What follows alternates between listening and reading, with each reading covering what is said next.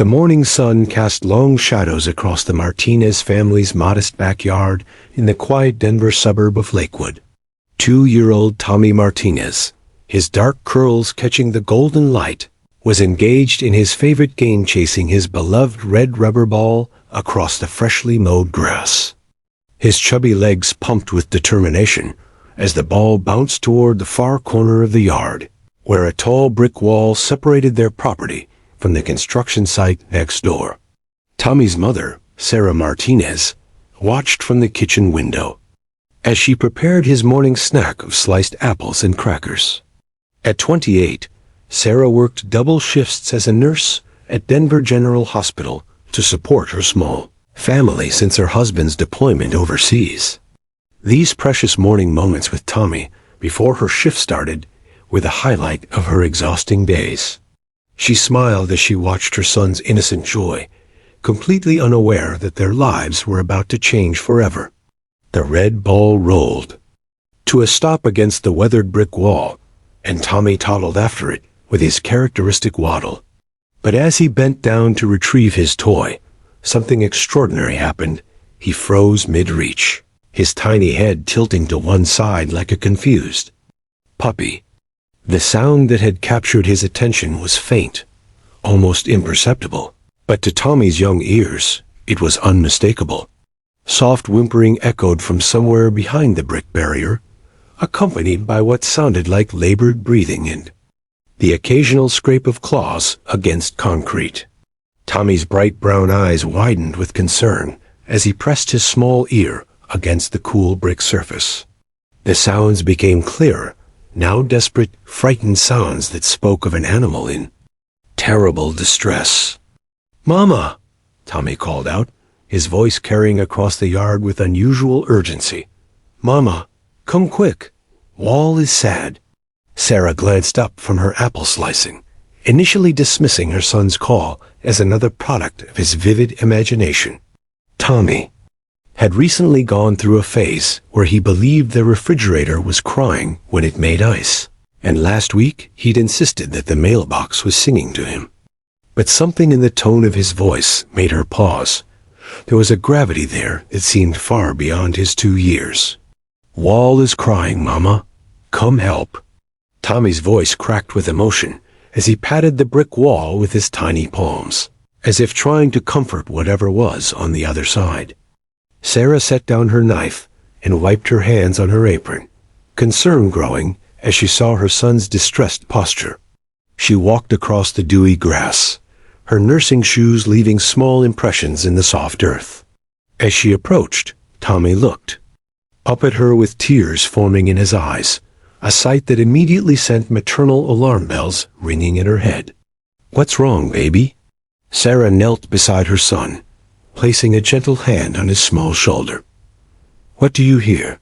Tommy pointed at the wall with his chubby finger, his lower lip trembling. "Doggy stuck, Mama. Doggy very sad and scared." Sarah was about to explain that sometimes sounds could be deceiving when she heard it herself a weak, desperate whimpering that seemed to emanate from within the wall itself. Her medical training kicked in immediately, and she pressed her own ear against the brick surface, listening intently. What she heard made her blood run cold.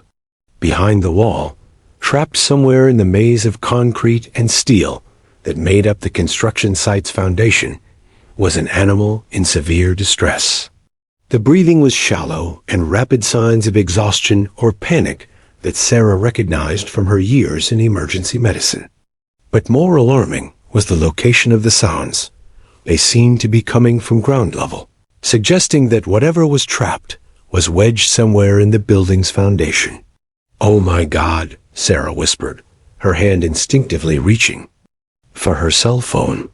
She stood quickly and peered over the 8-foot fence that topped the brick wall, trying to see into the construction site next door. The half-built structure loomed before her, a future office building that had been under construction for 3 months. Concrete foundation walls rose from the ground in various stages of completion, creating a labyrinth of narrow passages and gaps. Sarah's heart sank as she realized the horrifying truth.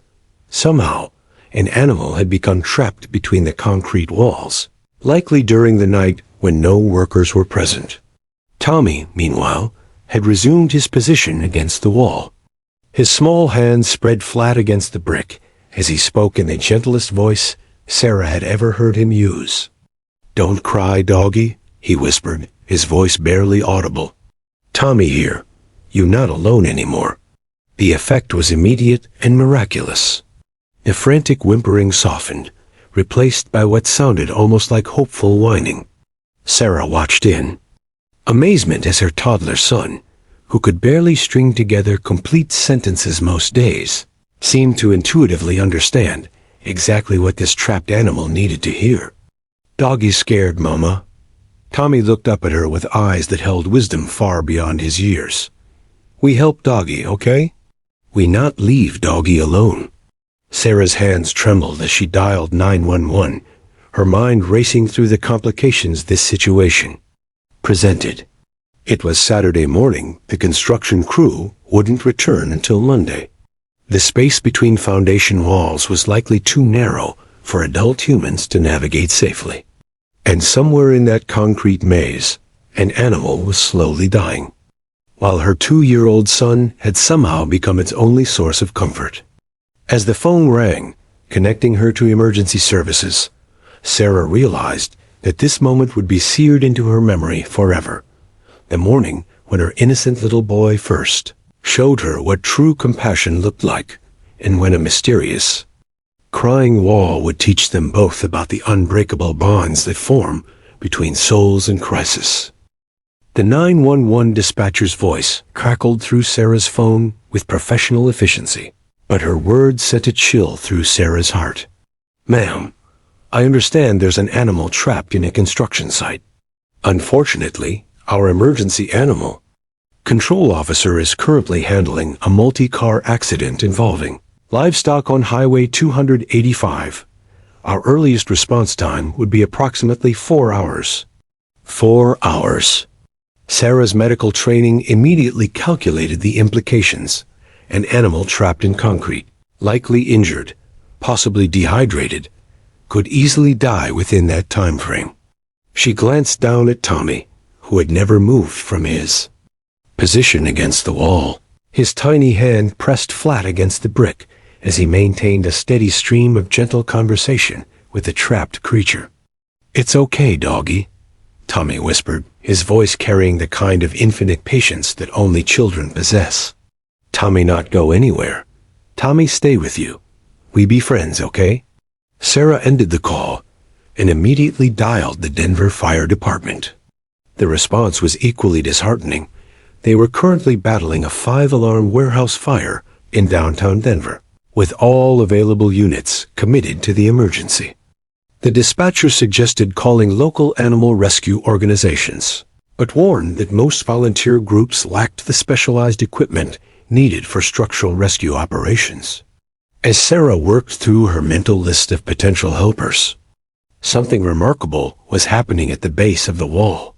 Tommy had begun what appeared to be a one-sided conversation with the trapped animal, but the responses coming from behind the concrete suggested it might not be as one-sided as it seemed. "You hungry, doggy?" Tommy asked, pulling a piece of his morning apple from his pocket. He tried unsuccessfully to push it through a crack in the brick wall, then took a bite himself. "Tommy eating apple is good. When you come out, we share, okay?" The whimpering from behind the wall had transformed into what sounded almost like conversational whines, as if the animal was actually responding to Tommy's questions. Sarah found herself mesmerized by the interaction, her phone calls forgotten as she witnessed something she couldn't quite explain. "Mama," Tommy looked up at her with complete seriousness. "Doggy says her name is Angel. She very scared, but she being brave because Tommy here." Sarah felt her breath catch. Tommy had never shown any particular interest in animals before, never owned pets, and he'd always been somewhat timid around the neighborhood dogs. Yet here he was, displaying an intuitive understanding of animal communication that seemed impossible for someone his age. She knelt beside her son and pressed her ear against the wall again. The sounds were definitely those of a large dog German shepherd, she guessed from the pitch and volume of the whining. But more concerning was what her medical training told her about the breathing patterns she heard. The animal was in distress, possibly injured, and definitely exhausted. "Tommy, honey," Sarah said carefully, not wanting to frighten her son. "I need to make more phone calls to get help for the doggy. Can you keep talking to her while I do that?" Tommy nodded solemnly, as if he'd been entrusted with the most important mission in the world. "Don't worry, Mama. Tommy take care of Angel. She not be alone anymore."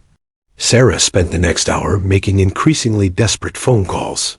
The local veterinary emergency clinic could send someone to assess the animal's condition, but had no equipment for concrete removal. A construction company she found in the Yellow Pages explained that breaking through foundation walls required specialized permits and insurance coverage that could take days to arrange. The city's building department was closed until Monday. Meanwhile, Tommy had settled into what appeared to be the world's most unusual playgate. He'd arranged his toys in a semicircle against the wall and was showing each one to Angel, holding them up and describing them in detail. "This is my red truck, Angel. It goes beep beep. And this is my teddy bear, Mr. Snuggles. He keep me safe. At night, maybe when you come out, Mr. Snuggles keep you safe too, okay?" The responses from behind the wall were growing stronger, more animated. Angel seemed to have found reserves of energy that corresponded directly to Tommy's presence. When he moved away from the wall to retrieve a toy, the whimpering became more urgent. When he returned, pressing his small body against the brick, the sounds transformed into what could only be described as contentment. Sarah's neighbor, elderly Mrs. Chun, appeared at the fence line, drawn by the unusual activity in the Martinez backyard. "Everything all right, dear?" she called over. "There's a dog trapped in the construction site," Sarah explained, her voice tight with frustration. "Emergency services are tied up, and I can't find anyone who can help immediately." Mrs. Chun, a retired teacher with 60 years of experience reading children, watched Tommy for a moment. "That boy of yours," she said quietly. "He's got something special. Look at him." Sarah turned to observe her son, seeing him through Mrs. Chun's experienced eyes. Tommy sat cross-legged against the wall, his small hands pressed against the brick, eyes closed in concentration as he hummed a lullaby, the same one Sarah sang to him every night. The effect on Angel was immediate and profound. The desperate sounds from behind the wall gradually softened into what could only be described as peaceful sighs. "I've seen a lot of children in my time," Mrs. Chun continued, "but I've never seen anything like this. That little boy isn't just comforting that animal. He's keeping her alive through sheer force of love." As if to prove Mrs. Chun's point, Tommy opened his eyes and spoke to the wall with perfect clarity. "Angel, Tommy's mama gonna find helpers. But Tommy not leave you. Even if Tommy gets sleepy, Tommy stay right here. We stick together, okay? That's what friends do." The response from Angel was a sound Sarah would remember for the rest of her life. A gentle, almost musical whine that sounded heartbreakingly like, "Okay." In that moment, Sarah realized she wasn't just witnessing a rescue attempt. She was watching her 2-year-old son discover his purpose in life, one whispered promise at a time. Mrs. Chun had quietly slipped back into her house and returned with her smartphone, her weathered fingers surprisingly nimble as she opened her camera app. At 78 years old, she'd lived through enough to recognize when she was witnessing something extraordinary, something the world needed to see. "Sarah, dear," she whispered, careful not to disturb Tommy's gentle conversation with Angel. "Would it be all right if I recorded this? My granddaughter works for Channel 7 News, and sometimes these stories, well, sometimes they help more than..." We realize. Sarah, exhausted from 2 hours of failed phone calls and growing increasingly desperate, nodded absently. She was now on hold with the third construction company of the day, listening to elevator music while her son continued his vigil. What she didn't anticipate was how profoundly the next 60 seconds would change their lives forever. Tommy had been sitting against the wall for nearly 3 hours now, his little legs stretched out in front of him, his favorite stuffed dinosaur positioned carefully beside him, as if Angel could see it through the concrete barrier. His voice, though tired, remained steadily gentle as he spoke to his trapped friend. "Angel, Tommy's getting worried about you," he said, his tiny palm pressed flat against the brick. "You sound very tired, but Tommy has an idea, okay? When Tommy gets scared at night, Mama sings to Tommy. Maybe if Tommy sings to Angel, Angel feel better?" Mrs. Chun raised her phone, her finger hovering over the record button as Tommy took a deep breath and began singing, "Twinkle, Twinkle, Little Star," in his sweet, slightly off-key toddler voice. The effect was immediate. Angel's labored breathing seemed to synchronize with the melody, becoming deeper and more regular. But it was what happened next that would soon move millions to tears. Tommy paused mid-song and pressed his ear against the wall, listening intently. "Oh," he exclaimed, with delight. "Angel, you trying to sing too? Tommy hears you." He giggled, the first truly joyful sound he'd made all day. "Okay, we sing together." As Tommy resumed the lullaby, something miraculous occurred. Angel began to howl softly, her voice weaving through Tommy's melody in what could only be described as a duet. The harmony between the 2-year-old boy and the trapped German shepherd created a sound so hauntingly beautiful that Mrs. Chun found tears streaming down her cheeks as she continued recording. "Angel, you have pretty voice," Tommy praised when their song ended. "Tommy loves singing with Angel. We be best singing friends forever and ever, okay?" The response from behind the wall was a sound that defied explanation, a gentle musical whine that rose and fell like a melody, as if Angel was actually trying to communicate in Tommy's language. Then came the moment that would break and heal hearts around the world simultaneously. Tommy suddenly pressed both his small hands against the wall and declared with absolute conviction, "Angel, Tommy loves you so much." Even though Tommy can't see Angel, Tommy knows Angel is the most beautiful doggy in the whole world. And Tommy promises Tommy will never leave Angel alone. "We gonna get Angel out, and then Angel can come live with Tommy and Mama, and we be a jaw. Real family. Okay, Angel?" Tommy promises. Mrs. Chun watched through her phone screen as Angel's response came not in whimpers or whines, but in what sounded unmistakably like a grateful sigh followed by what could only be described as a woof of agreement. The elderly woman's hands were shaking so much she nearly dropped her phone. Did that dog just respond to him like she understood every word? Mrs. Chun whispered to Sarah, who had finally hung up her latest fruitless phone call. Sarah knelt beside her son and witnessed the exchange herself.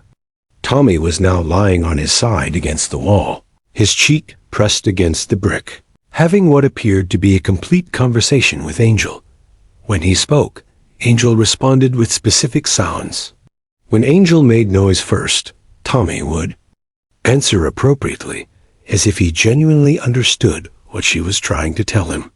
"Tommy," Sarah said softly, "what is Angel saying to you?" Without lifting his head from the wall, Tommy replied matter-of-factly, "Angel says she was very scared before Tommy came, but now she not scared anymore because Tommy here. She says she was lost and cold, but Tommy makes her feel warm inside. And Angel says—" Tommy paused, his expression growing serious beyond his years. "Angel says she was ready to go to sleep forever, but now she wants to stay awake so she can meet Tommy for real." Mrs. Chun's video had captured every word, every emotion. Every impossible moment of connection between the trapped animal and the little boy who refused to abandon her. With trembling fingers, she ended the recording and immediately opened Facebook. "Miracle happening in Denver," she typed. "2-year-old boy saves dog's life with pure love. Please share to help find rescue equipment." Without overthinking it, she posted the 3-minute video and set down her phone. Within 15 minutes, her phone began buzzing incessantly. The video had been shared 50 times. Within 30 minutes, 500 shares. Local news stations were calling Mrs. Chun's granddaughter. Animal rescue organizations from across Colorado were mobilizing their equipment. Construction companies were volunteering their services for free. But the most important response was happening right there in the Martinez backyard, where Tommy had begun telling Angel about all the adventures they would have together once she was free walks in the park, car rides to get ice cream, and bedtime stories where Angel could be the hero who saved everyone else. Tommy gonna teach Angel how to play fetch, and Angel gonna teach Tommy how to be brave like Angel, he promised. "We gonna be the best team in the whole world." Angel's response was a sound that would haunt and heal everyone who heard it. A gentle, loving howl that sounded exactly like, "I love you too." The miracle was no longer just about rescue. It was about the birth of an unbreakable bond that would soon inspire the world. By noon, the Martinez backyard had transformed into something resembling a military operation. Mrs. Chun's viral video had been viewed over 2 million times in just 3 hours, and the response was overwhelming. News vans lined the quiet suburban street, their satellite dishes reaching toward the sky like mechanical flowers. Volunteers carrying everything from bottled water to construction equipment streamed through the front gate, all drawn by the story of a 2-year-old boy who wouldn't abandon his trapped friend. But as the crowd grew, so did the gravity of Angel's situation. Dr. Rebecca Morrison, Denver's leading veterinary emergency specialist, arrived with a portable ultrasound machine and a fiber optic camera thin enough to snake through the small gaps in the concrete foundation. What she discovered sent a chill through everyone present. "I need to speak with you privately," Dr. Morrison told Sarah, her expression grave as she pulled up the ultrasound images on her tablet. They stepped away from Tommy, who remained steadfast at his post, now wearing a small hard hat that one of the construction workers had given him. "The good news is that Angel doesn't appear to have any broken bones," Dr. Morrison began, her voice carefully professional. "But I'm afraid the situation is more critical than we initially thought. She's severely dehydrated. I estimate she's been trapped for at least 18 hours, possibly longer. Her core body temperature is dropping, and her breathing indicates early stages of shock." Sarah felt her heart sink. "What does that mean in terms of time?" Dr. Morrison glanced back at Tommy, who was currently showing Angel his favorite picture. Book through the chain-link fence, holding each page up as if she could see it. "Under normal circumstances, I'd say we have maybe 6 to 8 hours before organ failure begins. But ... She paused, watching Tommy's interaction with Angel. "This isn't normal circumstances. Somehow, that child is keeping her alive through sheer force of will. Every time he speaks to her, her vital signs stabilize. It's the most remarkable thing I've ever witnessed in 20 years of veterinary medicine." As if summoned by their conversation, Tommy suddenly called out with unusual urgency. "Mama! Mama! Come quick! Angel sounds different." Sarah and Dr. Morrison rushed to the wall, where Tommy was pressed against the concrete with obvious concern. Through her stethoscope, Dr. Morrison confirmed what Tommy's untrained ear had somehow detected. Angel's breathing had become more labored, her heartbeat irregular. "She's going into shock," Dr. Morrison whispered, and louder. "We need to get her out now, or we're going to lose her." The words seemed to hang in the air like a death sentence. but Tommy's response was immediate and fierce. He pressed both hands against the wall and spoke with a determination that silenced the entire crowd of volunteers and reporters. "Angel, Angel, listen to Tommy." His little voice carried across the construction site with surprising power. "Tommy knows you're getting very tired, but you can't go to sleep yet, okay? The helpers are almost ready to get Angel out. Tommy needs Angel to be strong just a little bit longer. Can Angel do that for Tommy?" The response from behind the concrete was weak but unmistakable, a soft whine that sounded like agreement. "That's my brave Angel," Tommy exclaimed, tears streaming down his dusty cheeks. "Tommy is going to help too. Tommy gonna climb up high so Angel can hear Tommy better." Before anyone could stop him, Tommy scrambled onto a pile of construction materials that had been stacked near the wall, gaining about 3 feet of height. The crowd held its collective breath as the toddler positioned himself directly over where Angel was trapped. "Angel, Tommy right here," he called down into the narrow gap between the concrete walls. "Tommy can see the hole where Angel is. Angel, you're so beautiful, just like Tommy knew." For the first time since the ordeal began, they could hear Angel's tail thumping weakly against the concrete, sound that brought tears to the eyes of hardened construction workers who had seen everything. But Dr. Morrison's monitoring equipment told a different story. "Her blood pressure is dropping rapidly," she announced to the rescue team. "We have maybe an hour, 2 at most." Jake Sullivan, the lead demolition expert who had volunteered his services after seeing the video, wiped sweat from his forehead as he surveyed the complex rescue operation. The concrete walls were reinforced with steel rebar, requiring precise cutting that could take hours. One wrong move could bring tons of concrete down on Angel, ending any chance of rescue. "The problem," Jake explained to the gathered crowd, "is that we can't use heavy machinery without risking a collapse. We have to cut through manually, section by section. Under normal circumstances, this would be a 12-hour job, minimum." "We don't have 12 hours, Dr. Morrison replied grimly. That's when Tommy, still perched on his makeshift platform, made an announcement that would be remembered by everyone present for the rest of their lives. "Tommy has an idea," he declared, his small voice cutting through the adult conversation. Angel told Tommy that she's not scared of the loud noises if Tommy stays with her. Angel says Tommy makes her feel safe. So Tommy gonna stay right here and talk to Angel the whole time, and Angel gonna be brave for Tommy. Jake looked up at the tiny boy who had somehow become the unofficial leader of this massive rescue operation. "You sure about that, buddy? It's going to be very loud and scary when we start cutting." Tommy nodded solemnly, adjusting his little hard hat with the seriousness of a seasoned construction foreman. "Tommy not scared if Angel not scared. We be brave together."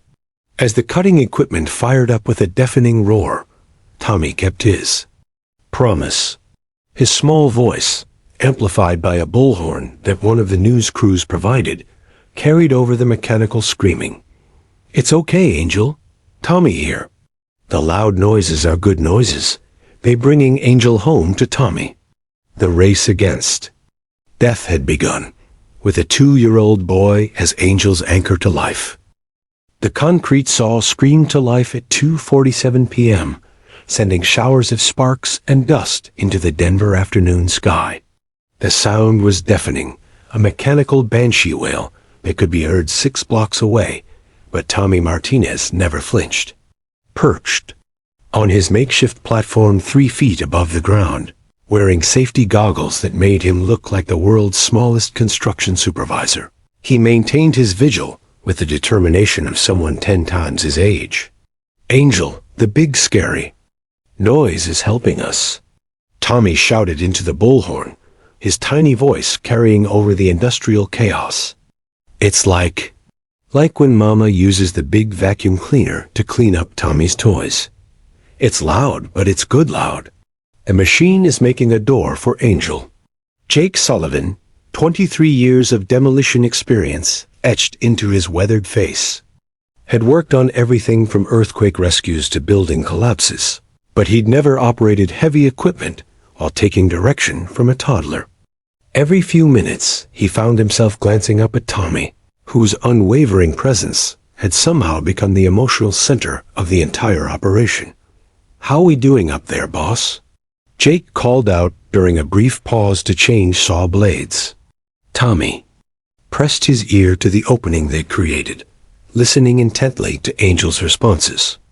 Angel says the cutting sounds are getting closer, and she's getting excited because she knows Tommy almost there. But Angel also says she's getting very sleepy, and her tummy hurts. Dr. Morrison, monitoring Angel's vital signs through the fiber optic camera, confirmed Tommy's assessment with growing alarm. Her blood pressure has dropped another 10 points. We're approaching critical levels. The rescue had drawn expertise from across Colorado. Mine rescue specialists from Aspen had driven 4 hours to lend their equipment for navigating tight spaces. The Denver Fire Department's technical rescue team had arrived with hydraulic spreaders typically used for car accidents. Even the Colorado National Guard had sent a structural engineer to ensure the building wouldn't collapse during the operation. But as sophisticated as their equipment was, everyone understood that the most critical tool in their arsenal was the small boy who refused to leave his post. "Tommy," Sarah called up from below, her voice tight with exhaustion and worry. "You've been up there for 5 hours, honey. Don't you want to come down for some water and a snack?" Tommy shook his head firmly, never taking his eyes off the opening, where Angel was trapped. "Tommy can't leave Angel now, Mama. She needs Tommy more than Tommy needs snacks. When Angel gets out, then Tommy will eat." The crowd of onlookers, now numbering in the hundreds, fell silent at the simple wisdom of his words. News reporter Jessica Martinez, no relation, wiped tears from her eyes as she delivered her live broadcast to the national audience. "This is hour 6 of what has become the most heart-wrenching rescue operation Denver has ever witnessed," she reported, her professional composure cracking slightly. "A 2-year-old boy continues to serve as the only thing standing between life and death for a German shepherd trapped in this construction site. What you're witnessing isn't just a rescue, it's a masterclass in unconditional love." The technical challenges seemed insurmountable. Each section of concrete had to be removed with surgical precision. The reinforcing steel bars, known as rebar, were positioned in a grid pattern that required individual cutting with plasma torches. The concrete debris had to be carefully extracted to avoid shifting the remaining structure. What should have been a 12-hour operation was being compressed into a desperate race against time. Tommy seemed to understand the urgency better than anyone. As each piece of concrete was removed, revealing more of Angel's prison, he provided a running commentary that kept both the rescue team and Angel herself focused and hopeful. "Look, Angel, Tommy can see more of your beautiful fur now," he exclaimed, as another chunk of concrete was pulled away. "Angel has the prettiest brown and black colors, just like Tommy's favorite teddy bear. And Angel, your ears are so soft-looking." Tommy can't wait to pet Angel's ears. But it was during the most dangerous part of the operation that Tommy's true character shone brightest. A critical support beam needed to be cut away, requiring everyone to evacuate the immediate area except for Jake, who would make the precision cuts. The risk was enormous. If the beam shifted incorrectly, it could crush Angel instantly. "Tommy, you need to come down now," Jake said firmly. "This part is too dangerous." Tommy's response was immediate and non-negotiable. Tommy not leaving Angel when she most scared. "If it dangerous for Tommy, it dangerous for Angel too. We stay together." Sarah tried to intervene, but Tommy had already made his decision. He climbed down from his platform and positioned himself as close to Angel as safety would allow. lying flat on his stomach so he could speak directly into the narrow opening. "Angel, this is the scary part," Tommy whispered, his small hand reaching into the gap to actually touch Angel's fur for the first time. But Tommy right here touching Angel, so Angel not alone. Tommy gonna count to 100, and when Tommy done counting, Angel gonna be free. Ready? 1.2.3. The plasma torch ignited with a brilliant blue flame, and sparks showered down around them. Angel's frightened whimpering filled the air, but Tommy never stopped counting, his voice steady and reassuring, even as danger surrounded them both. 90-7.90-8.90-9. Tommy's voice rose above the cutting sounds. 100. Angel. Tommy finished counting. Time to come home. The final piece of rebar fell away with a metallic clang that echoed across the construction site. For a moment, everything was silent, except for the sound of Angel's labored breathing and Tommy's gentle words of encouragement. "Angel, you did it. You so brave." Now Tommy gonna help Angel come out and meet everybody. The barriers between them had finally been broken, but the most delicate part of the rescue was just beginning. At 7:23 p.m., as the Colorado sun began its descent toward the Rocky Mountains, casting long golden shadows across the construction site, Jake Sullivan made the final cut through the last piece of rebar standing between Angel and freedom. The metallic ping as the steel separated echoed across the hushed crowd like a church bell announcing a miracle. For the first time in 8 hours, the construction site fell completely silent. No machinery hummed. No voices called out instructions. Even the news helicopters circling overhead seemed to hover motionless in the evening sky. 600 people held their collective breath as they waited to see if their combined efforts had been enough. Tommy, exhausted but refusing to show it, crawled to the edge of the newly created opening and peered down into what had been Angel's concrete prison for nearly 20 hours. What he saw made his small heart swell with a mixture of joy and heartbreak. Angel lay curled in a space barely large enough for her body, her beautiful German shepherd coat matted with concrete dust and debris. Her once bright eyes were dim with exhaustion, and her breathing was shallow and labored. But when she heard Tommy's voice calling her name, something extraordinary happened. Her tail began to wag, slowly at first, then with increasing enthusiasm as she realized her ordeal was finally over. "Hi, Angel," Tommy whispered, his voice barely audible, but carrying more love than most people express in a lifetime. "It's Tommy, your Tommy. I told you Tommy would get you out." Dr. Morrison, positioned nearby with emergency medical equipment, watched through her monitoring devices as Angel's vital signs responded immediately to Tommy's presence. Her heart rate, which had been dangerously low, began to strengthen. Her breathing deepened. It was as if Tommy's voice alone was pulling her back from the brink of death. "We need to extract her very carefully," Dr. Morrison instructed the rescue team. "She's been in that position for almost a day. Any sudden movement could cause muscle damage or blood clots." But Tommy had a different idea, one that would become the defining moment of both their lives. "Angel scared to move," Tommy announced to the adults surrounding him. "Angel been stuck so long, she forget how to come out. Tommy needs to go down and show Angel it's safe." A collective gasp rose from the crowd. Sarah started forward, her maternal instincts screaming in protest, but Jake Sullivan gently placed a hand on her arm. "The opening is just wide enough for the boy," Jake said quietly, his experienced eye assessing the space. "And honestly, ma'am, that dog isn't going to move for any of us. She's only responded to your son." Tommy was already lowering himself into the narrow gap before anyone could object, his small body perfectly sized for the rescue that had been built around him from the beginning. As his feet touched the bottom of Angel's concrete prison, he found himself face to face with the friend he'd been talking to for 8 hours, but had never truly seen. "Angel," Tommy breathed, his eyes wide with wonder. "You even more beautiful than Tommy imagined." Angel, despite her weakness, managed to lift her head and look directly into Tommy's eyes. What passed between them in that moment defied explanation. Recognition that transcended species, age, and circumstance.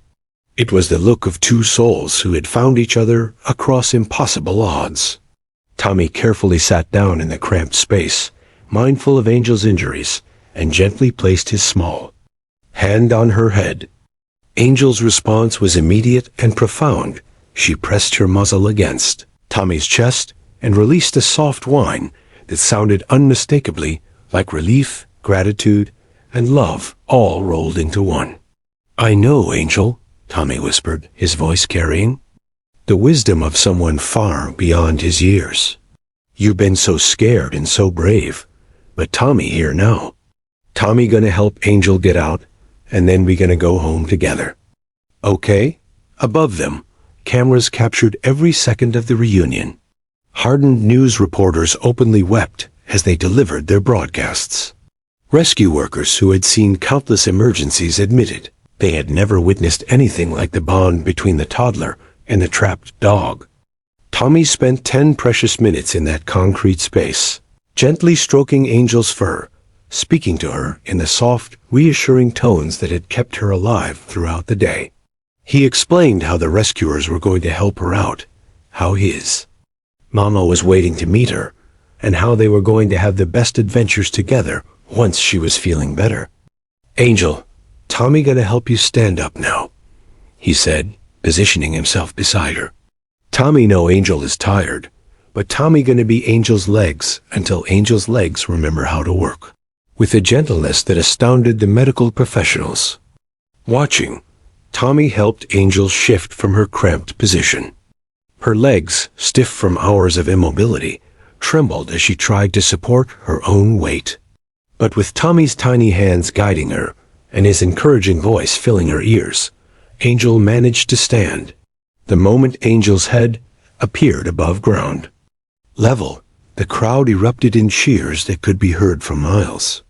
But the celebration was premature. Angel's legs gave out, and she collapsed back toward the opening. Tommy, still in the narrow space below, caught her as she fell, his small body cushioning her impact. "It's okay, Angel. Tommy catch you." We try again. What happened next would be replayed on news broadcasts around the world for years to come. Tommy, using strength that seemed to come from pure determination, helped Angel climb out of her concrete prison step by careful step. When her paws finally touched solid ground for the first time in 20 hours, Angel turned back toward the opening where Tommy was still trapped below. She refused to move another inch until Tommy emerged safely beside her. Standing together in the fading Colorado sunlight, the 2-year-old boy and the rescued German shepherd looked at each other with the unmistakable recognition of best friends who had just survived the adventure of a lifetime. Time had stopped, and in that perfect moment, everyone present understood they had witnessed something that would change them forever. 3 days after the rescue that captivated the world, the automatic doors of Denver Animal Medical Center slid open to reveal the most anticipated reunion in Colorado history. Tommy Martinez, wearing his favorite dinosaur t-shirt and clutching a handmade Welcome Home Angel sign, practically vibrated with excitement as he waited in the sterile hospital corridor with his mother Sarah. "Remember, baby," Sarah said gently, kneeling beside her son, "Angel has been very sick. She might not have as much energy as you do right now."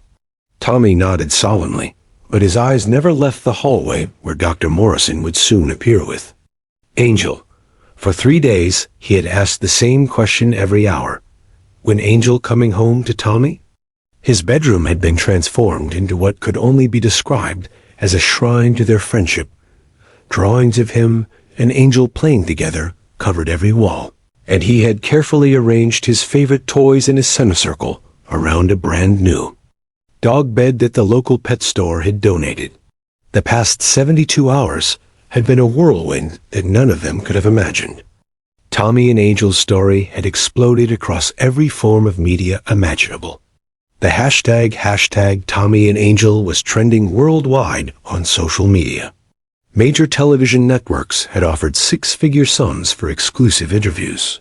A children's book publisher had called about turning their story into a series.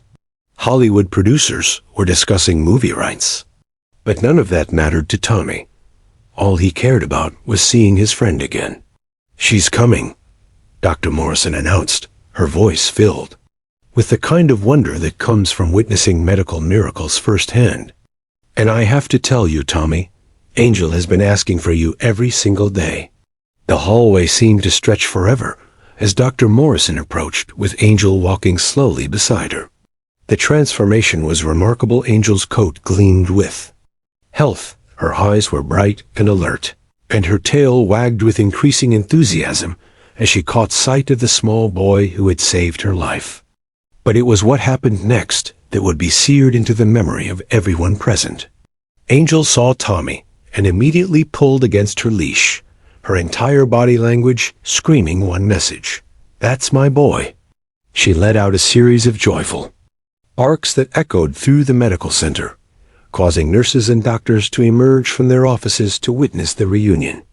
Tommy, following his mother's instructions to be gentle, walked slowly toward Angel with his arms outstretched.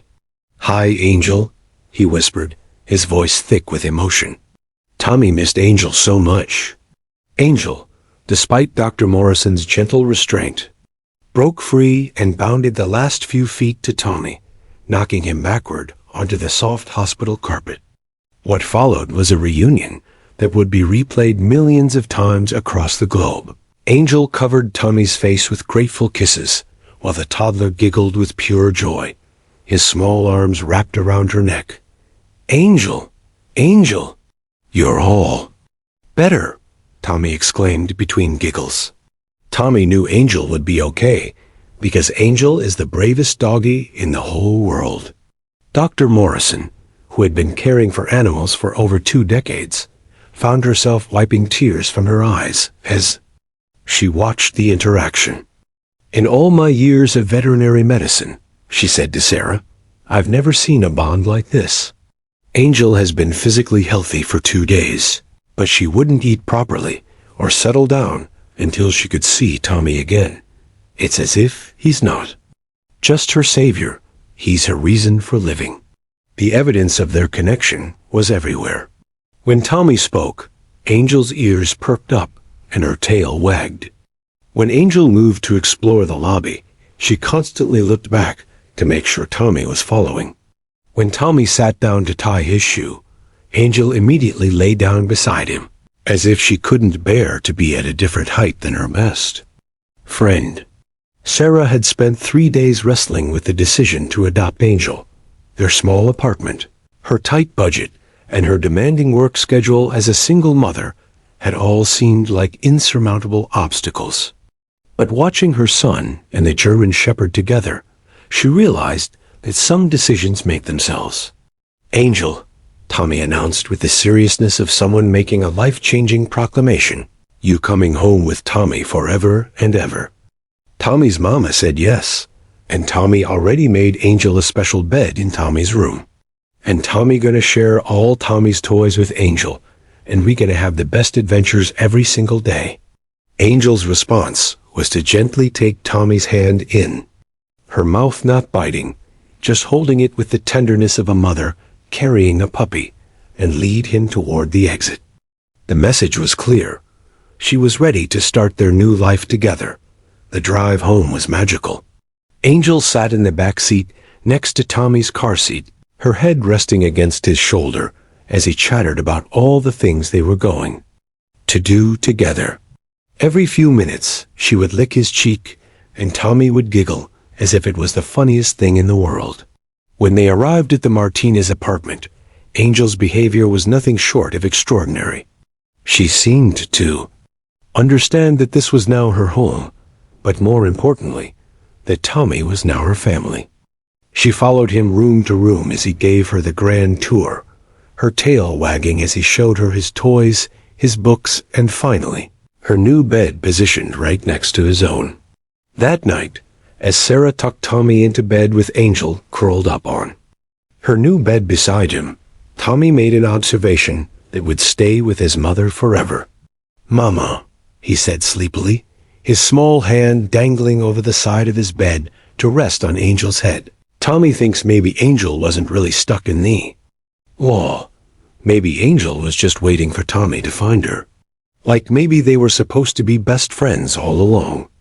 Sarah looked at the peaceful scene, her son, the dog, who had already become an inseparable part of their family, and realized that Tommy, in his innocent wisdom, had probably understood their story better than any adult could. Love hadn't just conquered the concrete walls that trapped Angel. It had built something far stronger, a bond that would last a lifetime. 2 years after the rescue that changed their lives forever, 4-year-old Tommy Martinez stood on the stage of the Colorado Children's Hospital auditorium, his small hand resting confidently on Angel's head as they faced an audience of 300 young patients, their families, and medical staff. Angel, now a certified therapy dog with an official vest that read Hero in Training, sat perfectly still beside her best friend, her intelligent eyes scanning the crowd with the calm assurance of someone who had learned that miracles happen when love refuses to give up. "When someone is stuck," Tommy said into the microphone that had been lowered to his height, his voice clear and strong despite his young age, "you don't walk away. You stay and help. That's what friends do. That's what heroes do. And every single person in this room is a hero." The transformation in both Tommy and Angel over the past 24 months had been nothing short of extraordinary. Tommy, once a quiet toddler who preferred playing alone, had blossomed into a confident, articulate child with an intuitive understanding of how to comfort others in distress. Angel, who had emerged from her concrete prison damaged and traumatized, had become one of the most sought-after therapy animals in the Rocky Mountain region, with waiting lists of children specifically requesting visits from Tommy's Angel. Their foundation, Little Heroes Big Hearts, had grown from Sarah's kitchen table operation into a nationally recognized nonprofit organization that had facilitated over 500 animal rescues and connected more than 2,000 children with therapy animals. The foundation's headquarters, a converted warehouse in downtown Denver, buzzed with activity daily as volunteers coordinated rescue operations, trained therapy animals, and arranged hospital visits across the western United States. But the numbers, impressive as they were, told only part of the story. The real magic happened in moments like these, when Tommy and Angel walked into a hospital room and transformed despair into hope with nothing more than their presence and the living proof that impossible situations could have beautiful endings. "Tell them about Emma," Dr. Patricia Williams, the hospital's chief of pediatric psychology, whispered to Tommy as they prepared for their presentation. Tommy's face lit up with the memory. "Oh yes, Angel and Tommy want to tell you about our friend Emma." Emma was 7 years old and very sick in the hospital for a long, long time. Emma's mama and daddy were so worried, and Emma was scared because the doctors had to do lots of medicine treatments that made Emma feel yucky. Angel, as if understanding the story, moved closer to Tommy and placed her head against his shoulder, gesture that had become their signature show of mutual support. When Angel and Tommy first met Emma, she was hiding under her blankets and wouldn't talk to anybody. Tommy continued, his voice taking on the cadence of a natural storyteller. "But Angel has special powers. Angel can tell when people are scared, just like how Angel was scared when she was stuck in the wall. So Angel very gently put her nose under Emma's blanket and gave Emma the softest, most careful kiss ever." The audience was transfixed as Tommy recounted how that first gentle contact had led to Emma emerging from her isolation. How daily visits from Tommy and Angel had given her something to look forward to during her treatments, and how their friendship had provided Emma with the strength to fight through her illness. "Emma is all better now," Tommy announced with obvious pride. "And you know what Emma told Tommy last week? Emma said that when she grows up, she wants to be a doctor who helps sick kids feel better, just like Angel helped Emma feel better. That's how love works. It goes round and round, helping more and more people." Dr. Williams stepped forward to address the audience. "What Tommy and Angel have taught us is that healing involves more than medical treatment. These two have visited over 800 children in the past year alone, and our data shows measurably improved outcomes for patients who participate in their therapy sessions. Pain medication requirements decrease, anxiety levels drop, and recovery times are shortened. But more importantly, these children learned that they're not alone in their struggles." The program that had grown around Tommy and Angel's visits was now being replicated in hospitals across the country. Medical schools were studying their methods. Child psychology textbooks included case studies of their work. International medical conferences featured presentations on the Tommy Martinez model of pediatric emotional support. But perhaps the most remarkable aspect of their legacy was how it had inspired other children to become heroes in their own right. The Foundation's Youth Volunteer Program, open to children ages 5 to 16, had enrolled over 3,000 young people who worked alongside rescued animals to provide comfort to nursing home residents, visit schools to teach empathy and kindness, and participate in disaster relief efforts. Tommy's own growth had been remarkable to witness. The shy toddler who had once needed encouragement to speak up in public now confidently addressed audiences of hundreds, testified before state legislators about animal welfare laws, and had been featured on the cover of 3 national magazines. Yet he remained fundamentally the same gentle, intuitive child who had refused to abandon a trapped animal. His fame had never gone to his head because his heart remained focused on helping others. Angel, too, had evolved far beyond anyone's expectations. Her intelligence and emotional sensitivity had made her a poster dog for the potential of rescue animals. She could sense a child's anxiety level from across a room, knew instinctively whether a patient needed gentle comfort or playful distraction, and had an uncanny ability to remain calm in the most chaotic medical environments. Veterinary behaviorists studied her responses, trying to understand how trauma had transformed into such extraordinary empathy. As their presentation concluded, Tommy made his traditional closing statement words that had become a rallying cry for their foundation and its thousands of supporters worldwide. "Angel taught Tommy that being stuck doesn't mean being hopeless," he said, his small hand stroking Angel's glossy coat. "And Tommy learned that even little kids can do big things when they don't give up on somebody who needs help. Every person here has someone in their life who might be stuck, maybe not in a wall like Angel was, but stuck feeling scared or sad or lonely. Tommy and Angel want everyone to remember, love is the strongest thing in the whole world, and when you share love, you become a hero too." The standing ovation lasted for 5 full minutes, but Tommy and Angel were already focused on their next mission, individual room visits with 12 young patients who had specifically requested to meet the famous duo. Their legacy wasn't built on grand gestures or media attention, but on countless small moments of connection, one healing encounter at a time. As they walked down the hospital corridor, Angel's therapy vest gleaming under the fluorescent lights, and Tommy's confident stride matching her pace perfectly, it was clear that their story was far from over. The little boy who had refused to abandon a dying animal had grown into a young man who would spend his life ensuring that no one ever had to face their darkest moments alone. The wall that had once trapped Angel now bore a bronze memorial plaque that read, where love broke through the beginning of little heroes' big hearts.